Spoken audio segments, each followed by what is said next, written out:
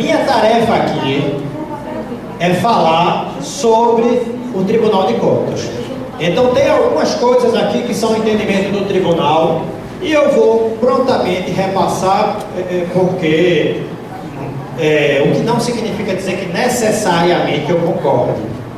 Eventualmente eu vou emitir uma opinião, mas certamente não é o foco aqui as minhas opiniões. Bom, eu começo...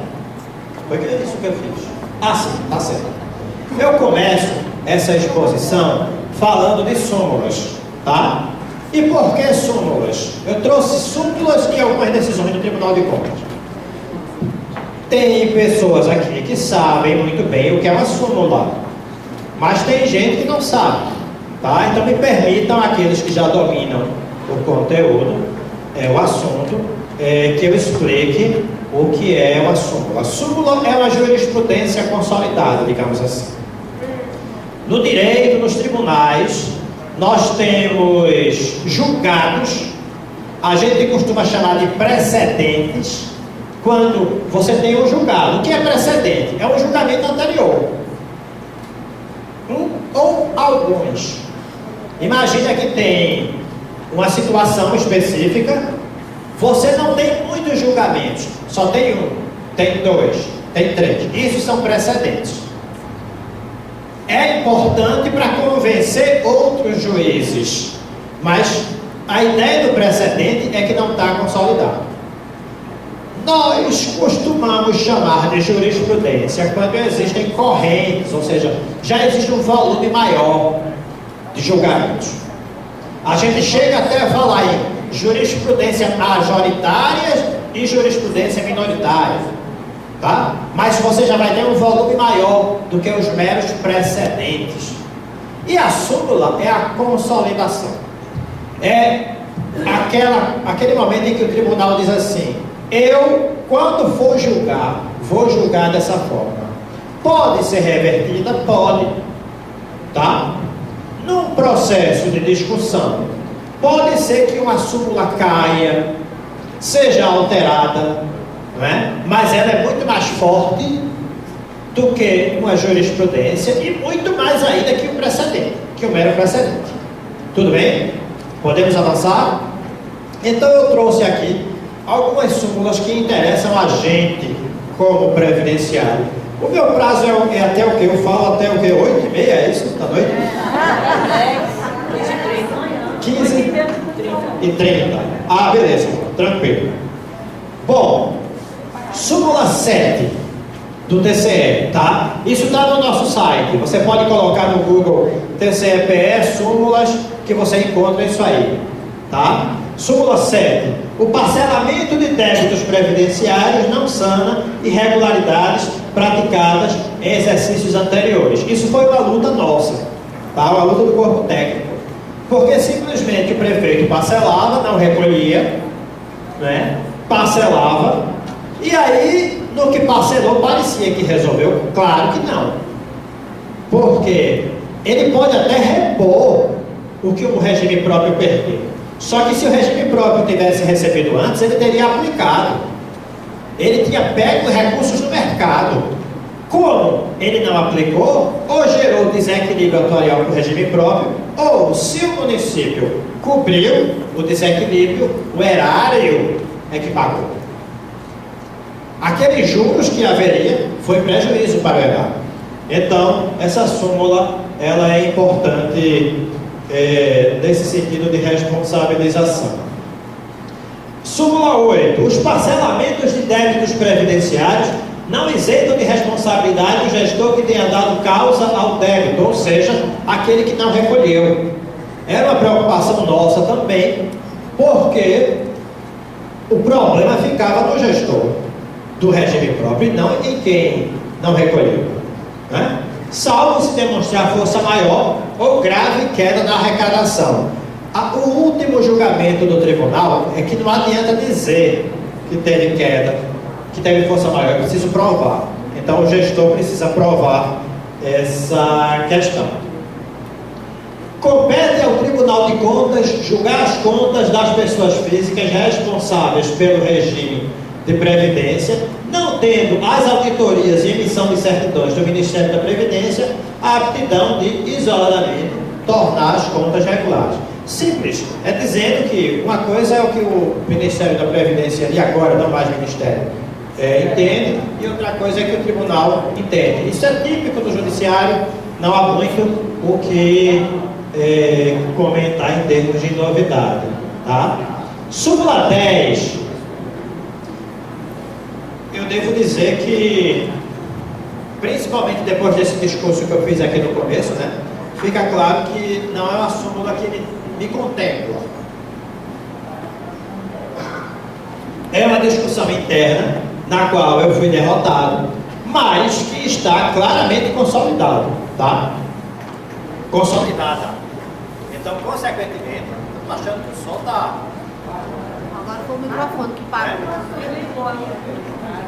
Será que esse está melhor?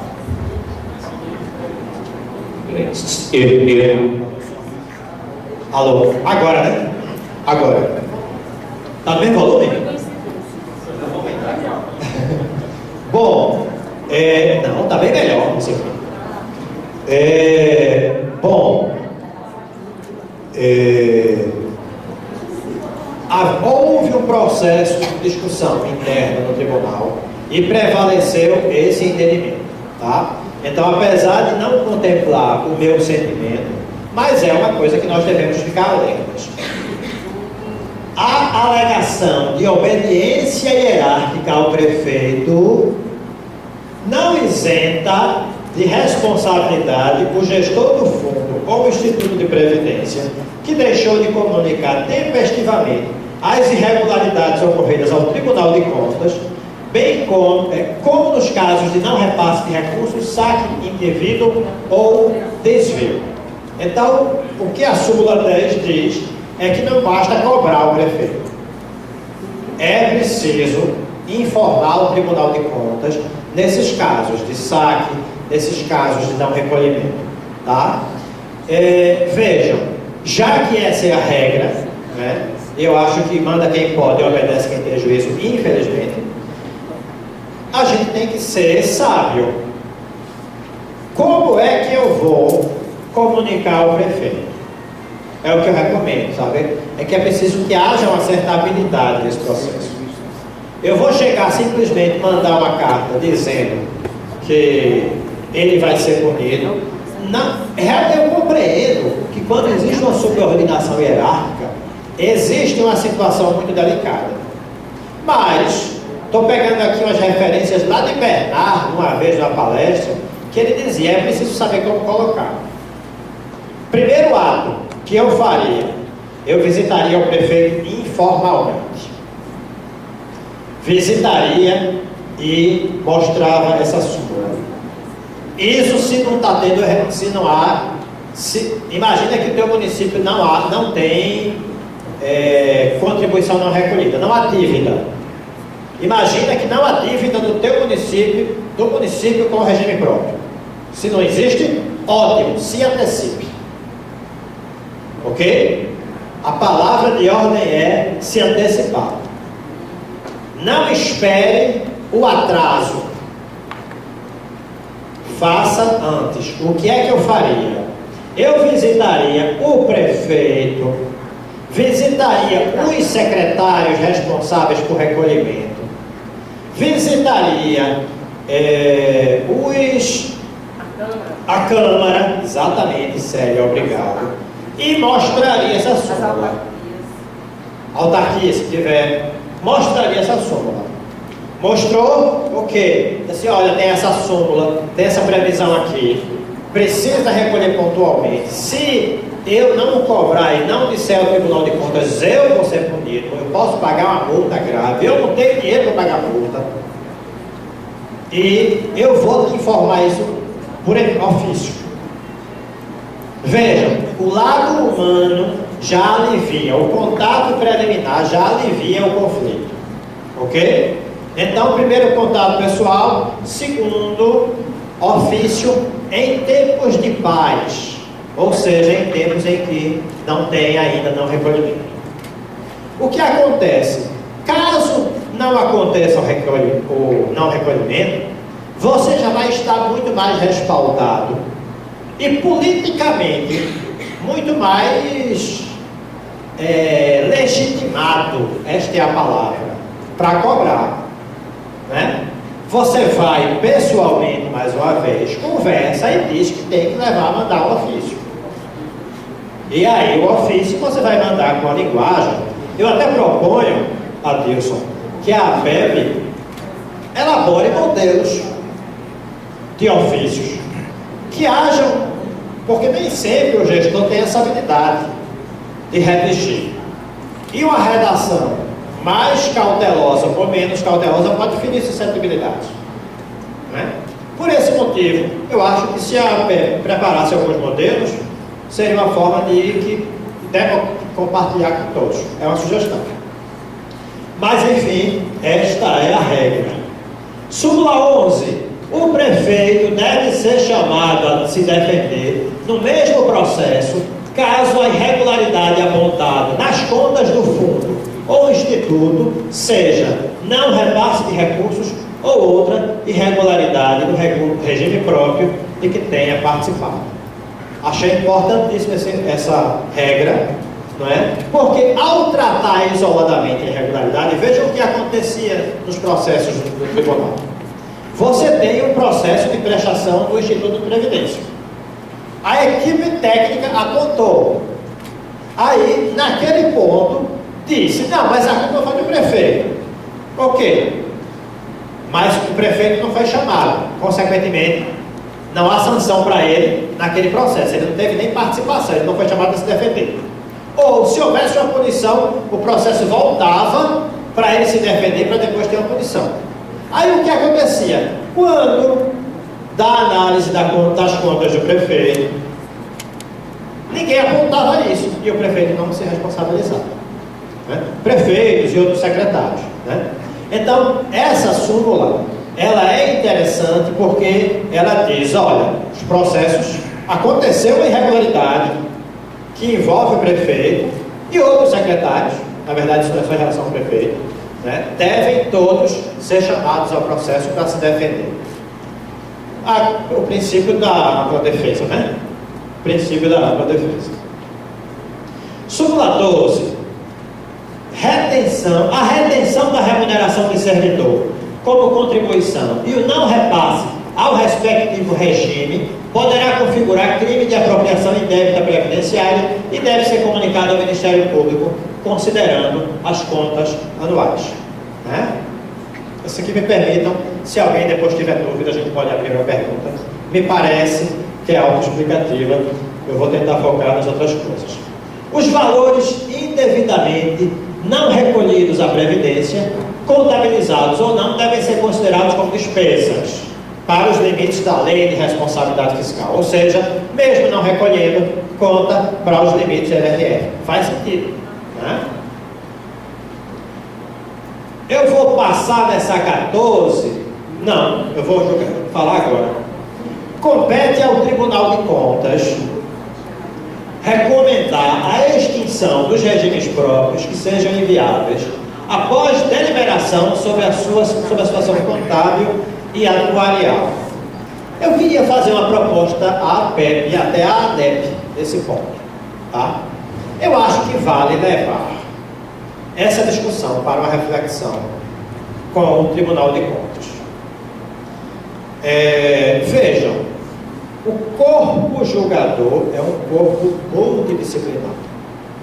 Ao ser multidisciplinar, existem detalhes que nem sempre saltam aos olhos e, consequentemente, na hora de julgar, eles podem não ser observados. Eu acho que valeria fazer uma discussão nesse sentido. Qual é? Imagina, sim, me permitam fazer uma ressalva aqui, né? Eu sempre, apesar da função de auditor do tribunal, eu sempre venho sendo convidado ao longo desses eventos, eu repito isso sempre, eu vou repetir agora, como pessoa, como profissional, como estudioso, né, como professor, né? Mas as questões que eu coloco aqui, eu não estou aqui em nome do tribunal, né? Não estou aqui representando o tribunal. Até porque, se fosse essa representação, o convite não seria direto para mim, seria para a instituição, que indicaria uma pessoa que podia ser eu ou outra pessoa, né?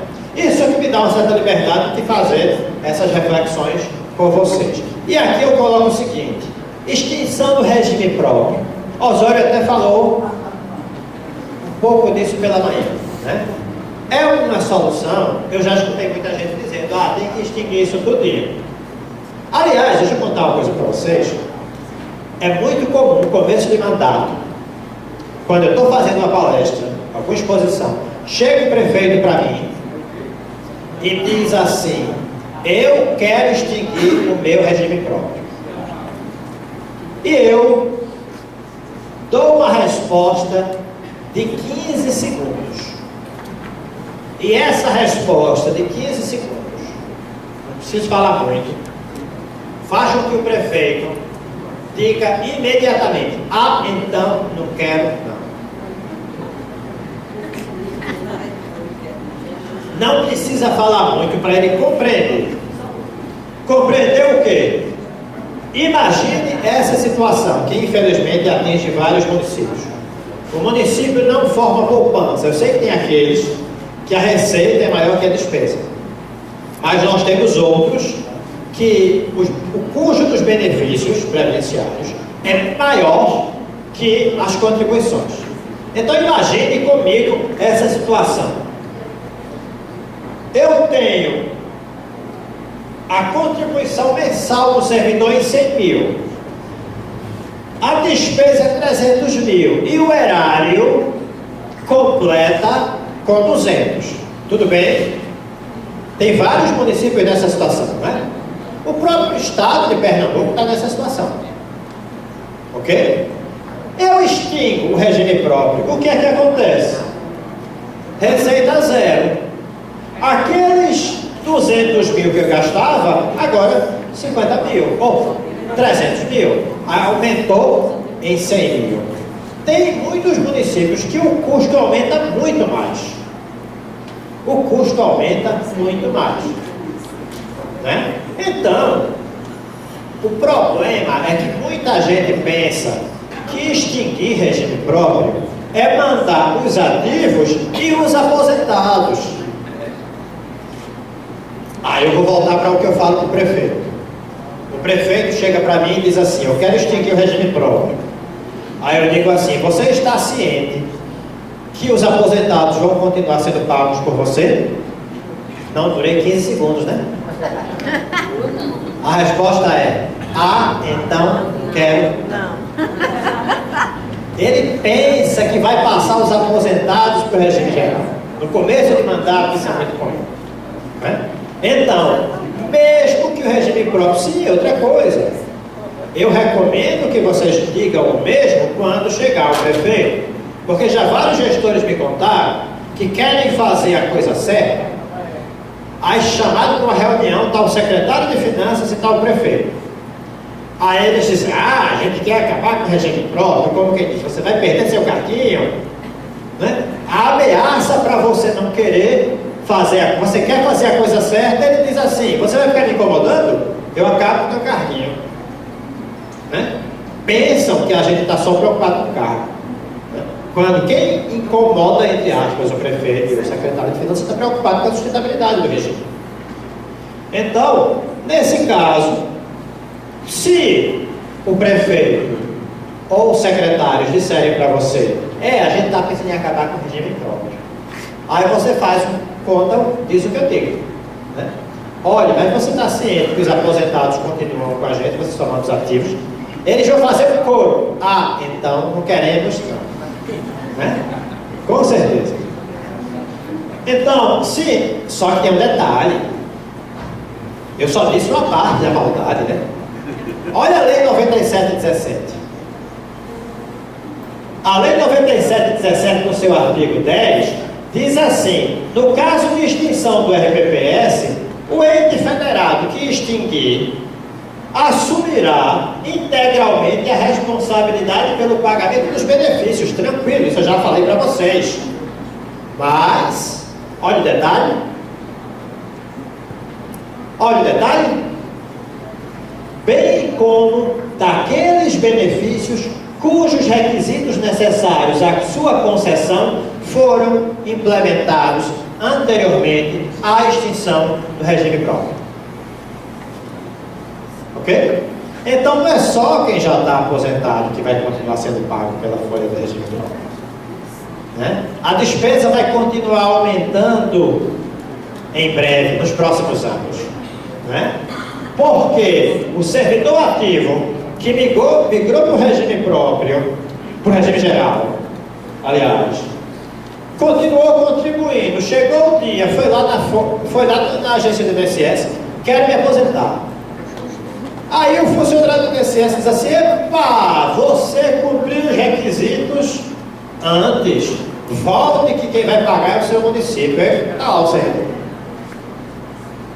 se aposentando pelo regime próprio. Além, acho que aqui já se discutiu bastante, de que dá compensação financeira, né? Quem se aposentar por lá, o município segue pagando. Então, extinção do regime próprio, ela é impossível. Eu concordo com o entendimento do nosso colega Osório Chalegre de que é inconstitucional. Ele falou ilegal, mas eu entendo que é inconstitucional. É inconstitucional extinguir o regime próprio, né? E já era incompatível pelo sistema. E é um péssimo negócio. É um péssimo negócio. Detalhe, e aquele fundo? Ah, tem os espertinhos que querem pegar uma poupança acumulada e extinguir para rapar, né? Não pode. Contribuição previdenciária só pode ser usada para pagar benefícios previdenciários. Isso é constitucional. Vamos avançar. Súmula 18, eu trouxe para vocês. Esse material fica aqui à disposição, tá? De vocês. Então, quem quiser depois pode se apropriar. A súmula 18 do TCE, a última súmula que eu selecionei, ela fala: nos casos de contratação de serviço de assessoria ou consultoria com vistas ao Comprev, né? Ao Comprev ou outros créditos, o pagamento de honorários só pode ser efetuado após homologação pela autoridade tributária competente ou decisão judicial transitada em julgado. Então, há esse impedimento de que pagamento somente de honorários somente ao final do processo. Não pode haver um pagamento anterior. Trago alguns processos para análise, tá? Nesse caso aqui, o processo de número, esse é o número do processo, né? Não quis aqui ficar expondo quem foi, qual o município, qual o prefeito, mas esse prefeito foi condenado pelo não recolhimento dos valores previdenciários na ordem de 179 mil, né, de restituir o erário, porque esse teria sido dano ao erário. Aqui foi um caso que a súmula 10 foi aplicada no caso concreto, ou seja, veja, eles invocaram a súmula 10, que é aquela que responsabiliza o gestor por não ter cobrado e não ter informado ao Tribunal de Contas. Quando eu estava lá na auditoria, realmente chegavam muitas cartas de gestores informando a inadimplência dos secretários e prefeitos.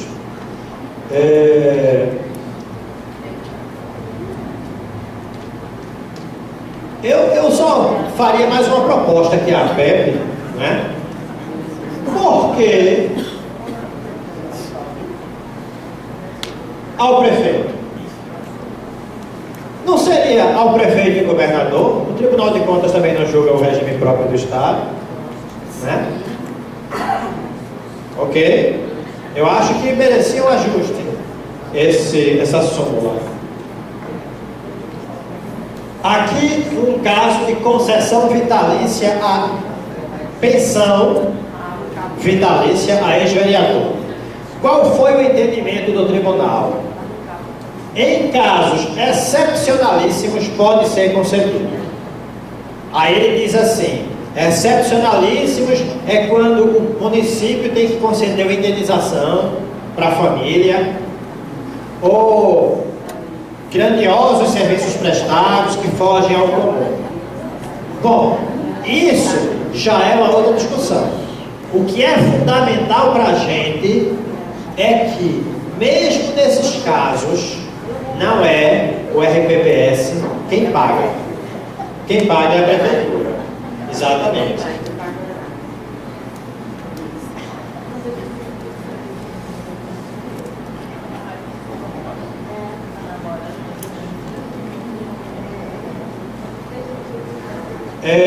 Aqui só prevendo, né? Essa decorrência daquela súmula. Lembrem, eu disse que o processo que do RPPS que aponta uma irregularidade que atende ao prefeito, o prefeito pode ser chamado.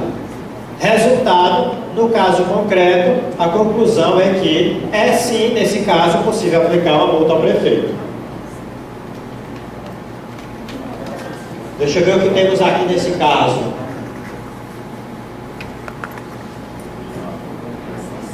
Aqui foi uma colega nossa, Emanuela Máximo. Acho que ela... Não, vou um pouco mais tarde para isso. Emanuela Máximo que me trouxe esse caso. Um caso que eu divido radicalmente. Foi entendimento do STJ. Nem é coisa do Tribunal de Contas, mas eu achei interessante trazer para conhecimento.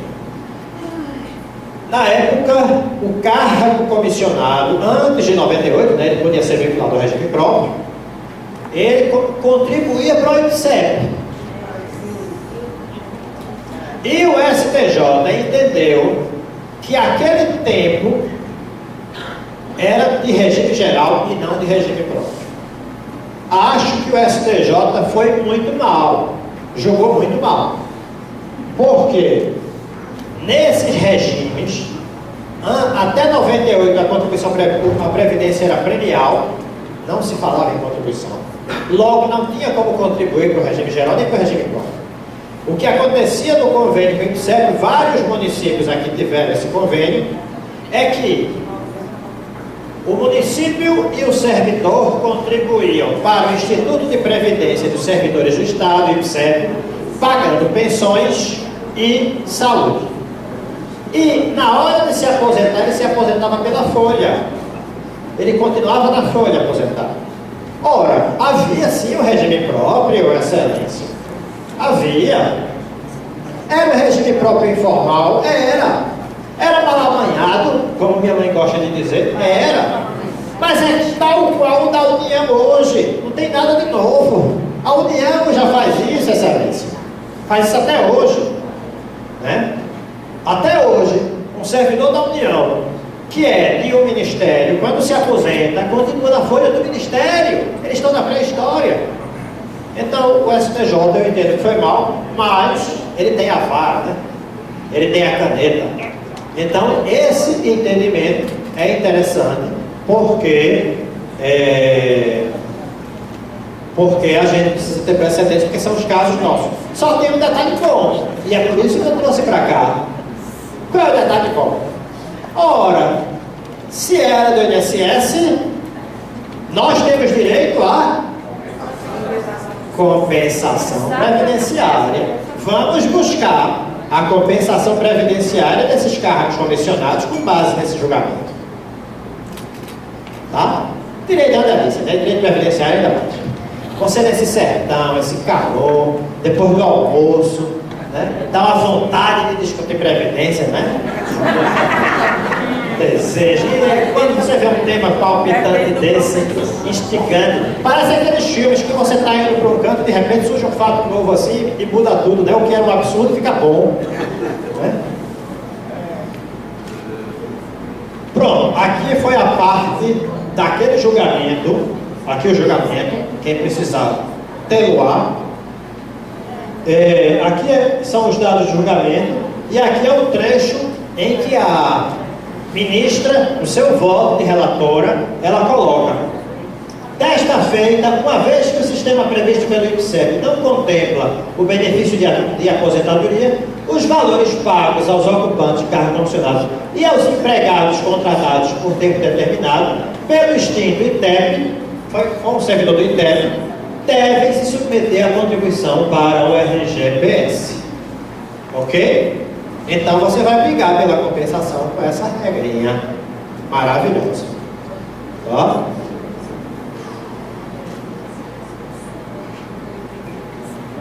Tinha alguma informação aqui que eu queria trazer.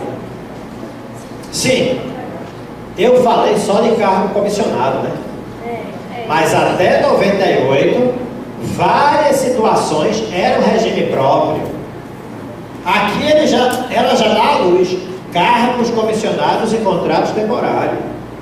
Então, comissionado, temporário, emprego público, o que for que antes de 98 não contribuía para o regime geral, aqui está aberta a tese para que o regime próprio possa cobrar. Beleza? Vamos avançar? Reversão da segregação de massas. O que é isso, né? Faz a segregação de massas e depois quer tirar servidores de um fundo para outro, do fundo deficitário para o fundo superavitário.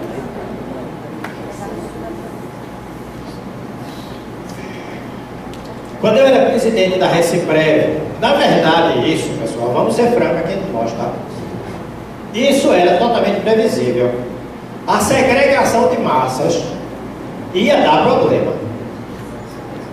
Os atuários e os gestores, em 2000 e pouco, sabiam que isso ia acontecer. É quanto tempo para a primeira massa morrer? Muito tempo. Em 2001, eu estava na Reciprev, na autarquia previdenciária do Recife, e via que o fundo financeiro, a despesa ia subir pela variação atuarial que me deram. Então eu vi, e o atuário que fez essa variação para mim viu também.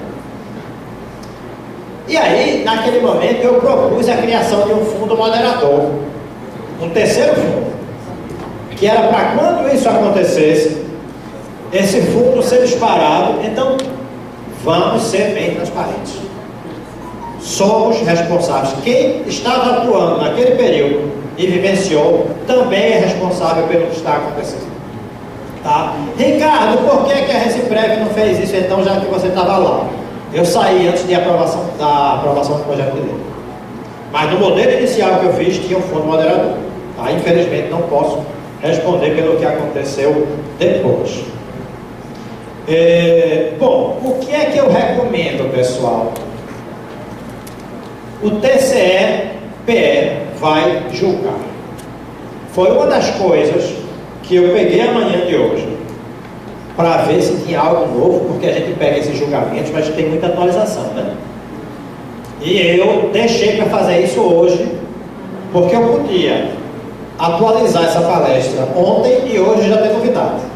Então eu liguei para o tribunal, foi julgado, não. O que é? Reciprev tentou fazer isso.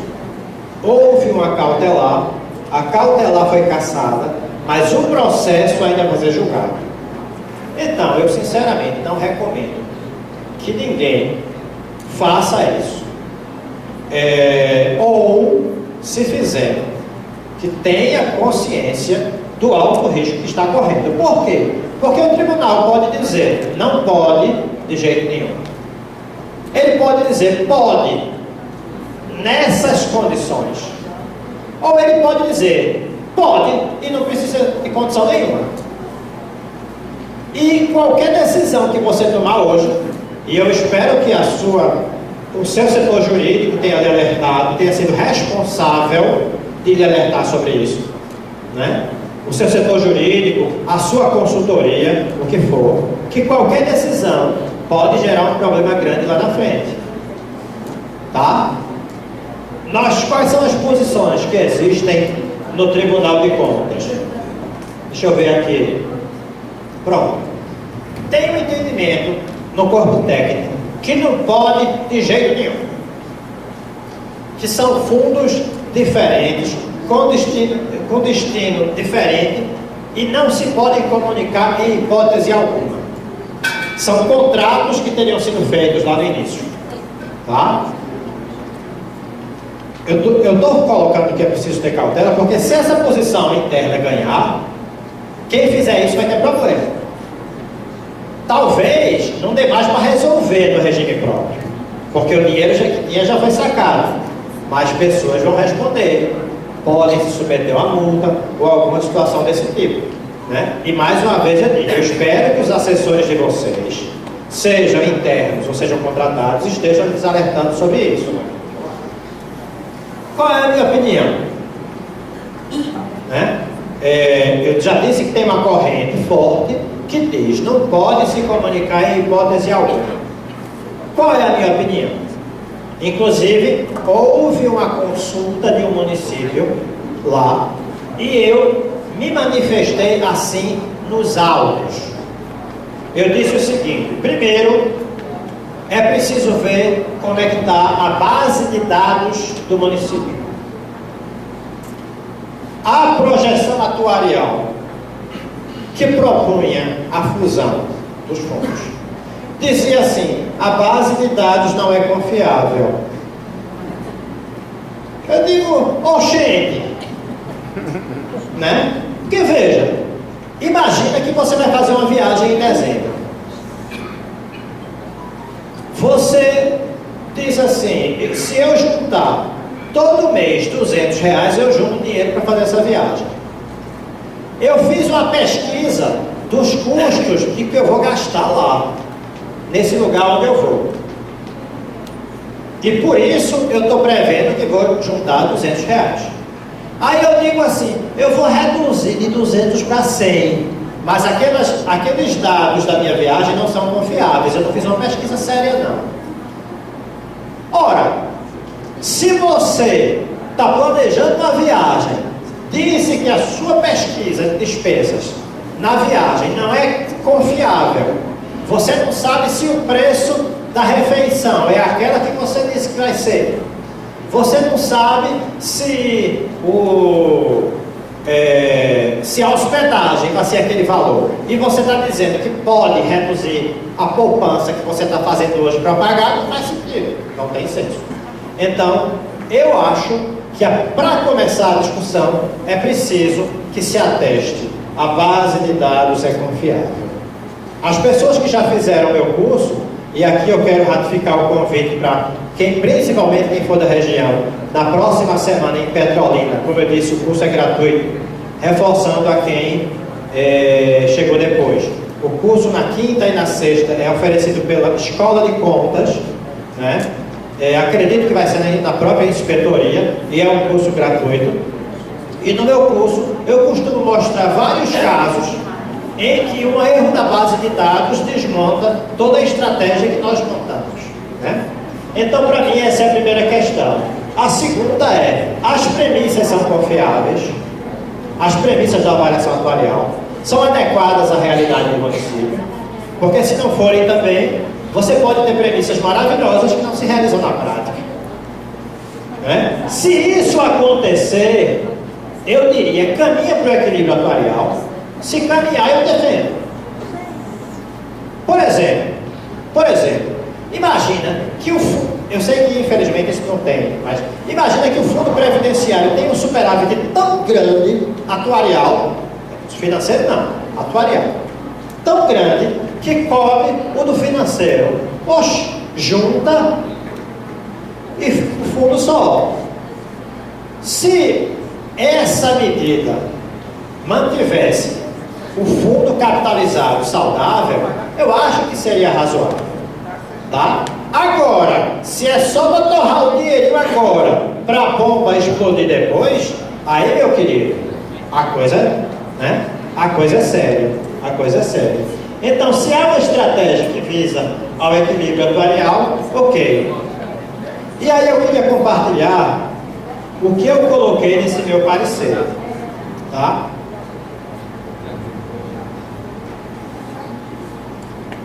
No meu parecer, na verdade, ultimamente, eu tenho colocado a responsabilidade administrativa da equipe que aponta esse caminho e essa solução, ou qualquer outra. Aquele plano de equacionamento do déficit, que é 1% no mandato do prefeito, 2% no mandato em que o prefeito vai se reeleger, 40% no outro prefeito e 80% no outro, né? Não tem essa história desse plano assim?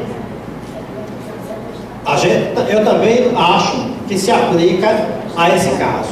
O que é que eu estou querendo falar aqui de responsabilidade administrativa do atuário? O atuário é um profissional que tem informações preciosíssimas, que sabe mais que o próprio presidente e, consequentemente, tem o dever de orientar e de informar. Isso está no Código de Ética, quando fala que na sua função ele tem que cumprir o contrato e orientar em tudo que não venha a ferir a lei. Em tudo que não venha a ferir a lei. No artigo 5º, nós temos cooperar com clientes e com interesses legítimos de terceiros. Quem são esses terceiros? Os servidores, os contribuintes do município. Ok, Ricardo, mas aonde você quer chegar? É obrigação do atuário interessar-se pelo bem público. E esse bem público está aqui. Lei de Responsabilidade Fiscal, artigo 1º, parágrafo 1º. A gestão pública, incluída a gestão previdenciária, ela tem que prevenir riscos, ela não pode criar riscos. Isso quer dizer que um plano de equacionamento do déficit, de amortização do déficit, com alíquotas progressivas, realizável facilmente hoje, mas que a bomba vai estourar na próxima gestão, é criar riscos. Isso quer dizer que uma estratégia atuarial que tira a poupança de hoje, economiza hoje, mas no mandato, para os futuros prefeitos, gera a inviabilidade, é sim criar riscos. A responsabilidade fiscal prevê a prevenção de riscos capazes de afetar o equilíbrio das contas públicas. Aí, nesse contexto, está a Seguridade Social, da qual a nossa Previdência faz parte. Né? Então, este, sendo bem transparente aqui com todas e com todos, foi um parecer que eu emiti recentemente, em mais de um caso, pouco antes de eu sair do setor de auditoria e ser posto à disposição da autarquia de Fernando de Noronha, né? E consequentemente abrir esse novo momento da minha vida. Bom, deixei meu novo telefone. Aquele meu telefone antigo está com uma pessoa de minha equipe, mas está só com o meu escritório, tá?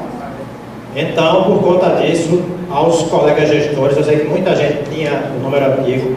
Se mandar mensagem, chega a mim, vai demorar mais, né? Porque tem uma pessoa de minha equipe. Esse é o meu WhatsApp do dia a dia. Bom, pessoal, essa é a minha exposição. Não sei se teremos tempo para perguntas, presidente.